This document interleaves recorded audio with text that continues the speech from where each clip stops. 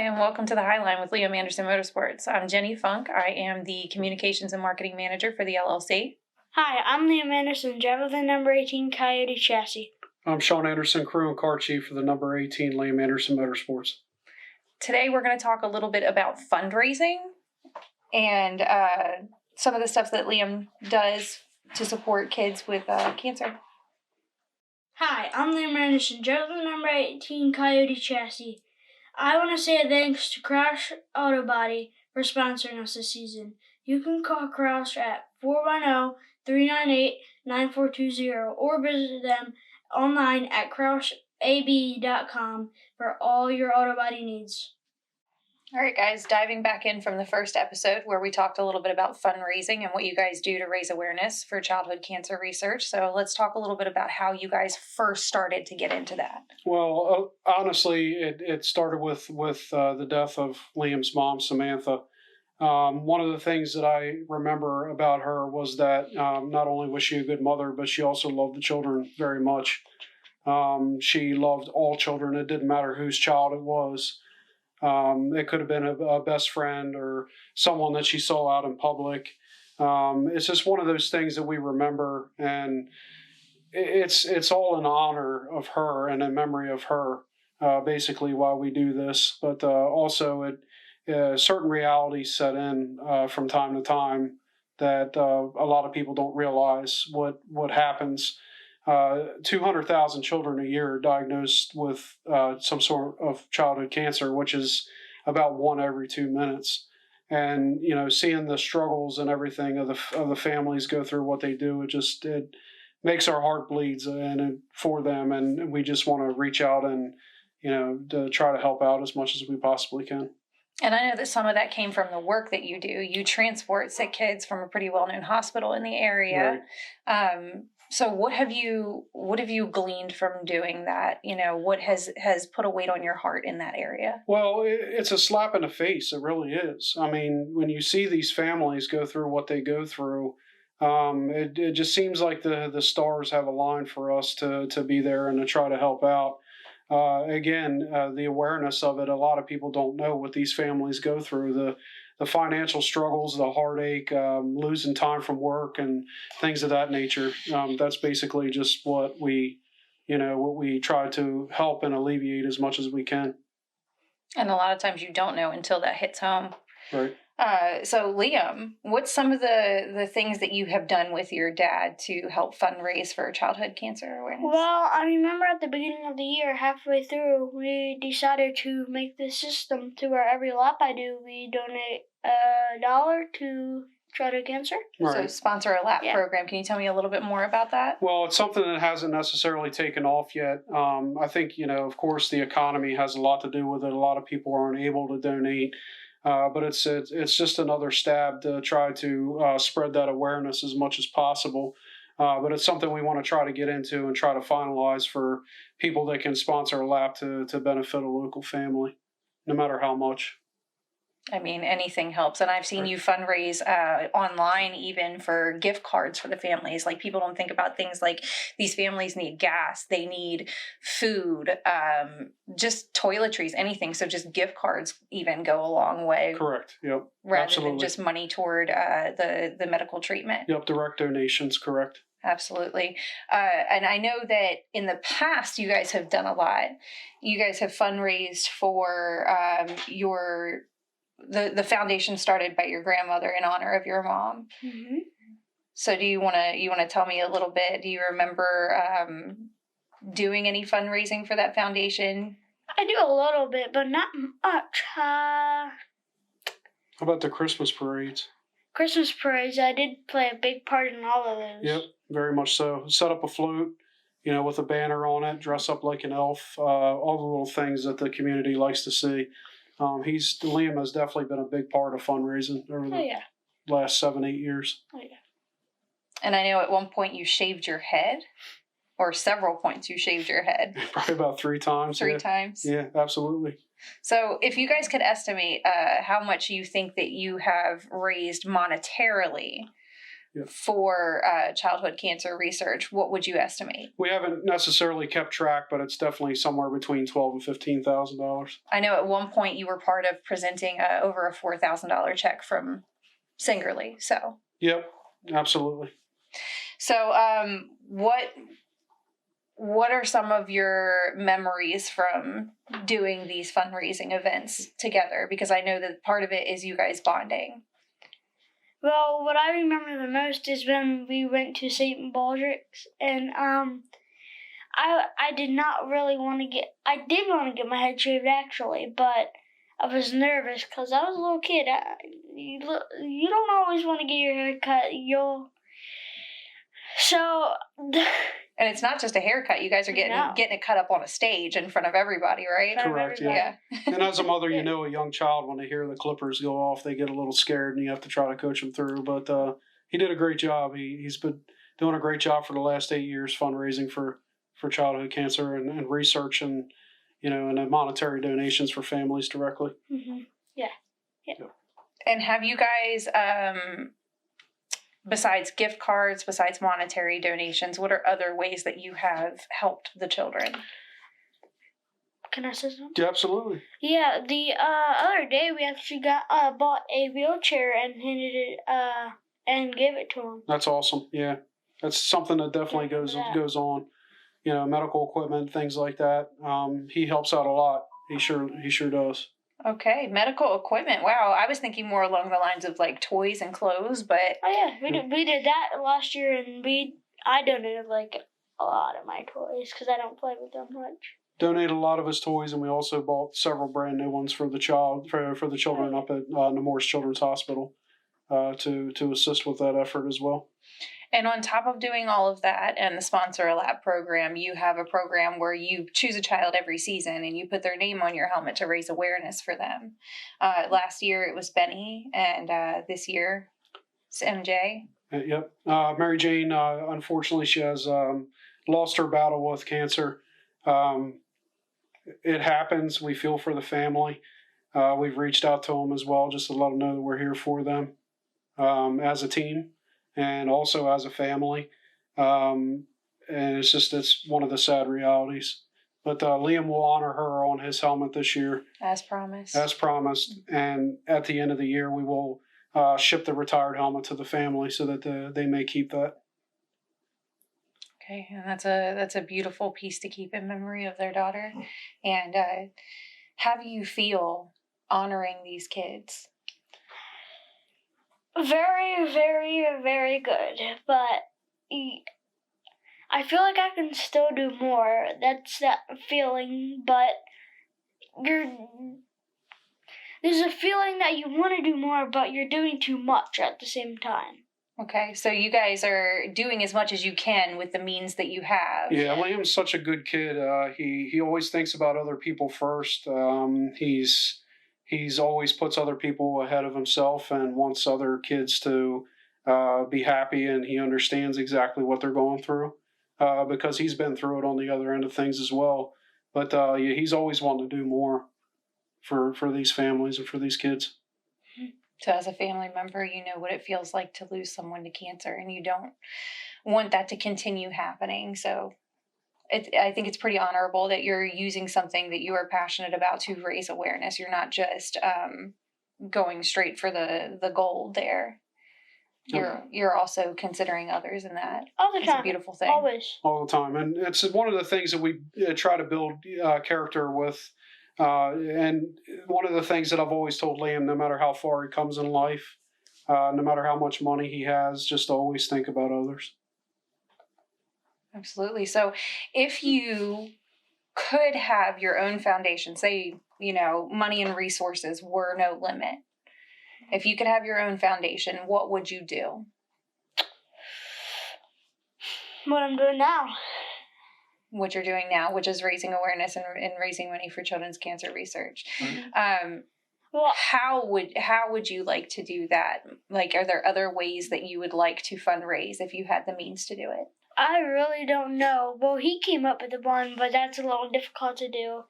He said you could, the little sick kids can, ride in my go-kart. They could drive it around very slow and put a restrictor plate in there. That sounds very cool, but at the same time,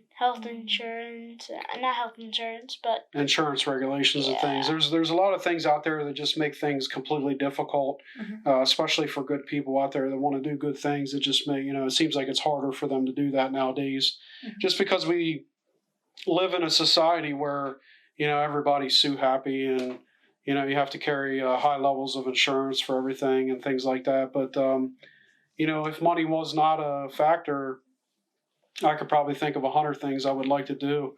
If we were to name our own foundation, it would definitely be the Liam Anderson Motorsports Foundation or something along those lines, to try to assist families and paying off their mortgage and things like that. Just little steps along the way, but we're not there yet, of course. But it's just something nice to think about. Yeah.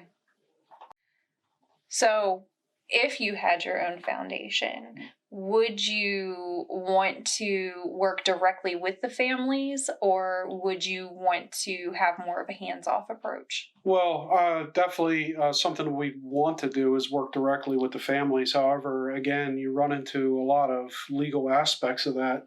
Whether you have permission to do that, whether they want that. You get into a lot of territory where sometimes you just don't want to be. And you just kind of have to see how things play out. But definitely, it would be nice, to work with the families directly if we could. What would you like to see more of in the fundraising community? Just people understanding what everybody else is going through. I think that's a big part of it. Like, there's people out there that they don't take themselves out of their shoes just for a second sometimes, and just put themselves in other people's shoes, or realize just even for a second that somebody else may be going through something that you're not. I think everybody's struggling at this point, but sometimes other people are struggling more, especially after losing a child with cancer. It's just horrible. Unfortunately, we do live in kind of an individualistic society because everything is 24/7, go, go, go. And a lot of people don't take time to come out and understand what other people are going through until they are put in that situation. Right. So a little bit more empathy would definitely be nice and would go a long way. I believe so. Are there any foundations that you guys admire currently that you would want to work with? Liam? Not that I know of. There's a couple, but... Well, I know of Sherry Pollock's foundation. Martin Truex Jr.'s past significant other suffers from ovarian cancer, and they do a lot with that as well. But just even outside of the cancer realm, just seeing kids have money for food and school and paying off their lunch bills, families struggling just in general. We're not above helping people out, and that's one of the things I think we've showed for several years. And I believe that we should strive to be better and do more. That's one of the things that I've noticed is that the biggest thing for you guys is staying humble and continuing to help out other people and not getting too big for your britches. Right. Now, how has fundraising helped you, benefited you, taught you something in any way? As far as, I mean, life lessons or things that you could take into the future, of your fundraising? Well, I can't really say. We have learned a lot, and we've learned so much that it's hard to compile that information probably in one episode. But I believe that, one of the things that we have learned is just to try and to continue to try. And one of the biggest victories that I think that we've had so far is actually getting to meet Richard Petty. And I pulled Richard aside, and he said that, I asked him, I said, what do you recommend for somebody going through what we're going through? And I explained the situation, only father, trying to keep everything together. And Richard Petty is such a simple man, but his words, even though they were simple, they meant so much. And I just remember him quoting, "Just keep going." And I think that Liam and I will take that into the future. And even though it's such a simple word, and it's not an answer, but it's an answer to keep the faith and just keep plugging on and keep trying and keep doing what you're doing. It is an answer, and it's absolutely what you guys have been doing. I know that Liam really keeps pushing himself a lot and wants to keep going and keep building eventually. I'm going to correct you, and you said you think. It's not you think, I am. Yeah, definitely. We'll take that correction. Yeah, good play on words, buddy, on my half. So you guys have done a lot of fundraising. You've put in a lot of hours, you put in a lot of time, you have raised money and awareness and donated items. So has that translated to securing funding for the race team? No, it has not. It's something totally different. We don't mix our race team and what we do for the community. It's just something that we do for the community. As a race team, it's got nothing to do with securing funds for us or anything like that. We don't want to take away as much as we give, and so on and so forth. So everything that we do is actually separate. So there's certain life lessons that you learn as far as running a business and things like that, but it's honestly got nothing to do with fundraising. You guys just do that on or off the track, and you just find ways to use racing to boost that. Correct. Okay. Yep. Now, I know that you mentioned in an earlier episode that it takes a lot of money to run the race team. It does. So are you guys able to secure funding for that? We're trying to get sponsors and advertisers, things of that nature. We have over 100 foot of advertising space available that we're trying to work with companies to put their logo on our stuff. It's something that we're going to have to continue to try to work on, just because karting is not something that anybody really knows about. Mm-hmm. It's one of the best kept secrets in the area. Just talking to people in the public and, kind of going through things with them, and they see the kart, and when we're at car shows, and they're like, we had no idea this even existed. So that's a whole different level of awareness, other than the fact that we're completely mobile and we have a rolling billboard going down the highway. So it's something in the future we're definitely going to have to work on, but for now it's going to unfortunately require a little bit of overtime. So what I find interesting is you say that this is not well known. However, I also know that a lot of NASCAR racers get their start kart racing. Right. So for it to be such a well-kept secret, that just blows my mind. Yeah, well, I mean, it's one of those things where I think it has to do with the area. A lot of the NASCAR drivers and their kids are in North Carolina. Not all of them, but, a good majority of them, which North Carolina is the racing headquarters. It's where it all starts. That's where all the shops are, things like that. But it may not just be the area. It doesn't really get advertised a lot. But we try to put our page out there. We try to do the YouTube videos of onboard races and things like that. And we even go live on Facebook and broadcast as much as we can. But I think overall, it's the cost for the tracks to advertise and market that. And when you add that on top of the insurance costs that they have to pay, it just doesn't even out. It makes it more difficult. So I think part of our goal is to also teach our fans more about racing and how NASCAR drivers actually get their start when they're kids. And how kart racing is a good foundation for that, just like what he's doing. Correct. So, Liam, when you are a big name driver, when you're famous, don't forget about all of us little people. You're still not going to be little people. Do you plan to have your own foundation one day? Yes, I do. You do? I hope, but that would be very cool. That would be very, very cool. Very cool. Well, keep me in mind to help run it. So it's all about the kids, really. Absolutely. It is all about those kids.